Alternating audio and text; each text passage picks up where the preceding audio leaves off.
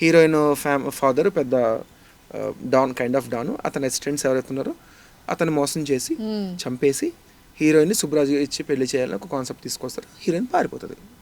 మళ్ళీ ఇప్పుడు దొరికింది, అక్కడ దాకా అయిపోయింది ప్లాట్. ఈ విషయం తెలుసుకున్న మనోడు ఏం చేస్తాడు, ఉండడు కదా తుంటరి, హీరోయిన్ ఇంటికి వెళ్తాడు.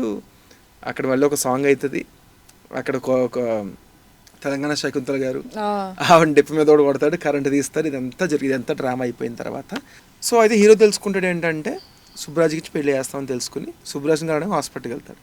అక్కడ రఘుబాబుతో ఆల్రెడీ సినిమా స్టార్టింగ్ నుంచి ఆయన తమిళ నేర్చుకోవడానికి కామెడీ చేస్తూ ఉంటాడు. ఇక రఘుబాబు గారు అక్కడే ఉంటారు. ఆయన ఉన్నప్పుడే హాస్పిటల్కి వస్తాడు. అప్పుడే మన సుబ్బరాజు డిశ్చార్జ్ అవుతాడు. సినిమా స్టార్టింగ్లో బెడ్ ఎక్కితే అప్పుడు డిశ్చార్జ్ అవుతాడు. అవగానే ఏంట్రా అంటే పెళ్ళి అంటాడు. పెళ్ళి అవగానే ఈ డెత్ బెడ్ నుంచి హనుమూన్ బెడ్ మీద ఎక్కుతున్నాం అని చెప్పేసి కన్వర్సేషన్ ఉంటుంది. వీడు నవ్వుతాడు, పాట పాడతాడు, సిగ్గుపడుతూ ఉంటాడు. హీరోయిన్ మళ్ళీ కొడతాడు. మొత్తానికి కొట్టడమే. ఈసారి